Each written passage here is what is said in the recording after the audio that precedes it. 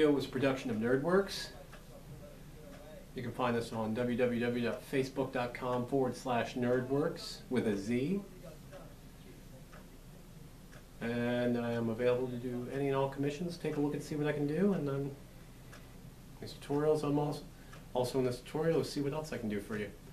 Thank you very much and enjoy the video. Hey guys, my name is Griff and this is the Nerd Workz. So today I'm going to show you how to strip models, plastic and metal. And I use a product that's called Super Clean. Now the great thing about this is you're able to strip your plastic models with this stuff. Now it's not always 100% effective, but I'm going to show you how to get the most out of it. Alright, so obviously we've got our Super Clean. You have to buy it in the concentrate. The spray bottle, it's too diluted for what you want to use it for. And then you want a bucket of hot water. The reason why you want to use hot water is because it'll help speed up the chemical reaction caused by this stuff. Now, I am going to warn you, this stuff will take all the oil out of your hands, so I recommend using a pair of gloves. I have my dish gloves here. And then here's what we're going to be stripping. I have a pewter lamppost for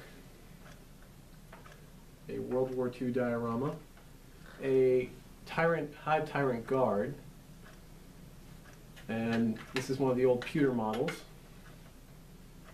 And then I have another Tyrant guard made out of the more recent fine cast. So what you want to do is just, also I have a strainer here. This just to help me move models around and keep my hands out of the liquid so they don't get all dried out. So just go ahead and drop your pieces in.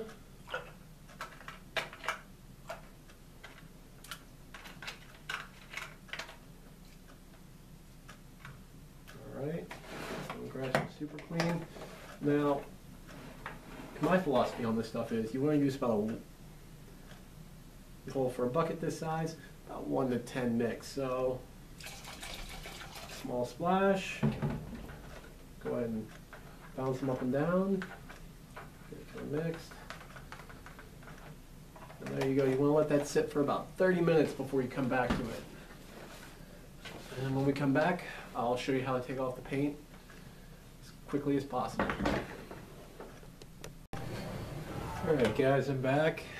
While I'm letting this stuff basically cook, I went upstairs and grabbed my Sonicare toothbrush. Now the great thing about this in this situation is when the head oscillates, it just makes the paint almost slough off. And then you want, after you're done with the first cleaning, you want to give it another bath. Let it set for about 30 minutes in each bath. That'll give you the most time. Now with hot water, the chemical reaction is actually sped up quite a bit instead of using room temperature or cold water. In fact, I don't recommend using cold water at all because you'll be sitting there waiting all day. Just before I started the video, I kind of picked up a piece and see how it was coming along, and I was able to scratch off a decent amount. So, before we get started, now I've got a couple Sonicare heads, old toothbrushes that I used up. Now, what I did was I shaved down the bristles to a point, give them some more stiffness. I have one that's cut almost down to the bare, and that's really, really abrasive. And I have one that I cut about 1/4 of an inch down to the head. So I'm going to start with the 1/4 inch. Now, since this stuff is a pain in the ass, all my gloves.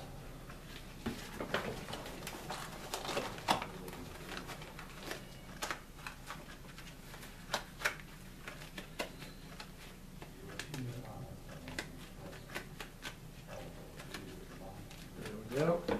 Alright, we'll start with this lamppost.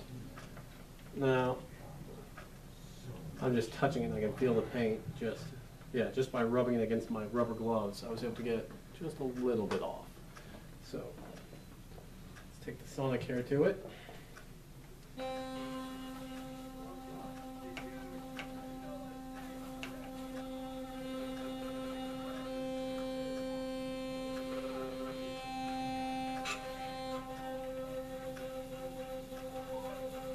What once was white is now down to, well, almost down to bare metal. I gotta be careful though because this piece is broken. That's why I came to me in the first place.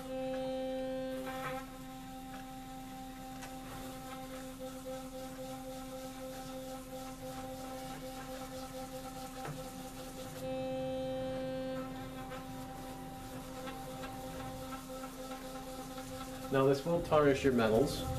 It won't have that fresh out of the box shine like it did when you first got it. But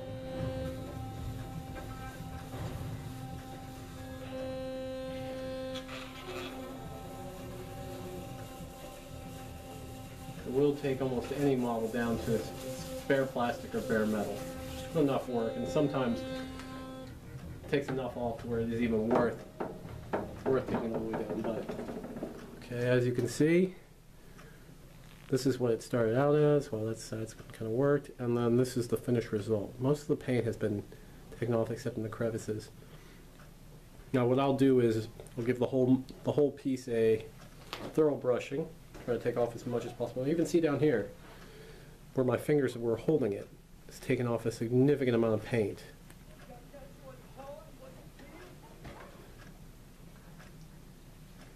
Now let's take a fine cast piece here. As you can see before, it's got that decent looking paint job. And now, take it to this. Now another thing I want to tell you about is this is very good at stripping acrylic paints. But any other type of paint, like someone primes their models in Rust-Oleum, you're going to have a difficult time getting all of that off.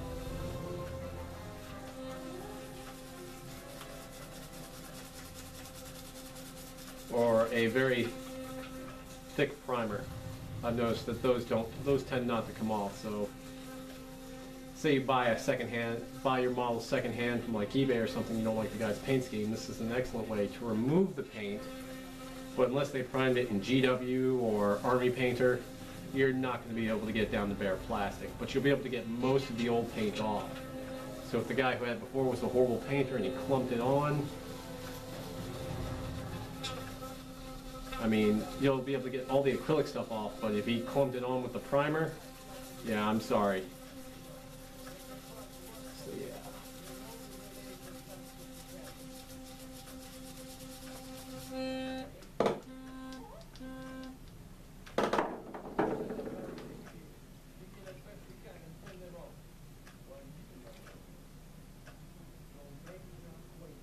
Now, as you can see, most of the paint that was on there is now gone.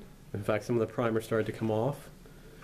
Over here, and this is what the opposite side, this is what it looked like starting out, and this is the opposite side. The primer was so thin on the ribs that I was able to pull most of it off with just a brief scrubbing.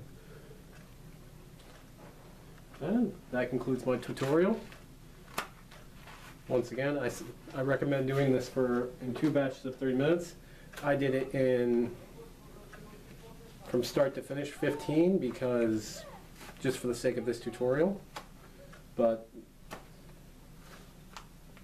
by giving it more time, you give more time for the chemicals. This is a base compound. You give it more time to sink in, and it turns the paint, makes the paint almost contract on itself and makes it really brittle. For example,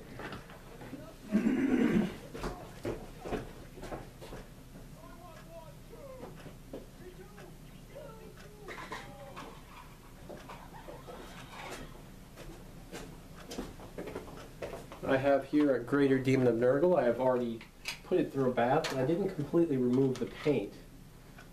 And as you can see here on this fist,